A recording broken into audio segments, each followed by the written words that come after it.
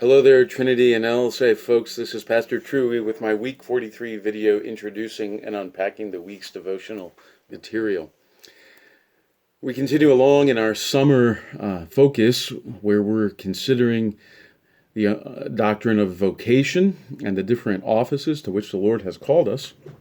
This week, we turn our attention on the sacred institution of marriage.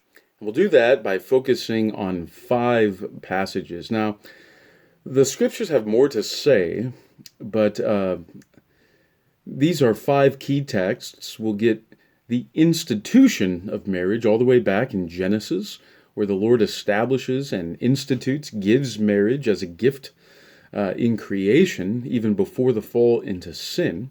So Monday, Genesis chapter 2, verses 18 to 25. Then on Tuesday, we'll consider the 6th commandment, you shall not commit adultery, from both places where we have the 10 commandments, Exodus 20, verse 14, and Deuteronomy 5, verse 18, where now the Lord is explicitly protecting the gift of marriage. So in Genesis, he institutes it, but then we have the fall into sin, so that now we have man and woman warring against one another and children suffering as a result of their parents warring. And so in the 10 Commandments, we have the explicit command from God not to commit adultery, so that marriage would be protected and the fruit of marriage, children, would be well cared for. Wednesday and Thursday, we'll move to the New Testament and consider some of Jesus' teaching. So Wednesday, from the Sermon on the Mount, Matthew chapter 5, 27 to 32.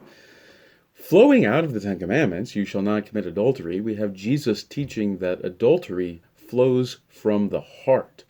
So what we do with our bodies begins with what flows out of our heart. And then Thursday, we'll have more of Jesus' teaching from Matthew chapter 19, verses 1 through 12.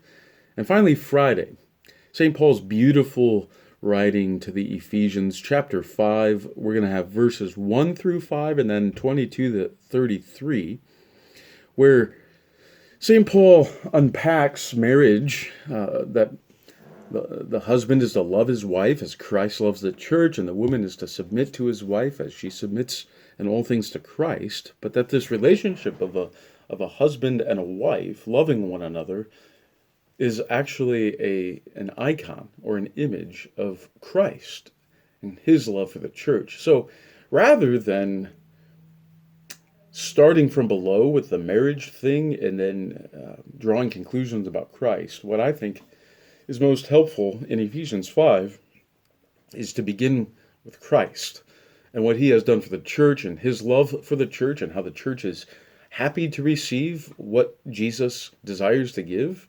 That relationship will then inform us and instruct us so that we rightly understand and appreciate and rejoice in what God does for us through his gift of marriage. So that what we know of Christ and the church is the central thing that then becomes operative and informing us about how we then live in our vocations within the bonds of marriage, whether it be as a husband or as a wife, or as parents and children. So, each day, as you consider these readings, I encourage you to ask what the day's readings teach you about the sacred institution of marriage. Who gives the gifts? What are the benefits of it? Are there certain specific duties associated with marriage? Does the Lord desire to protect it, or how does he desire to protect it? And how does marriage reveal the nature of God to us?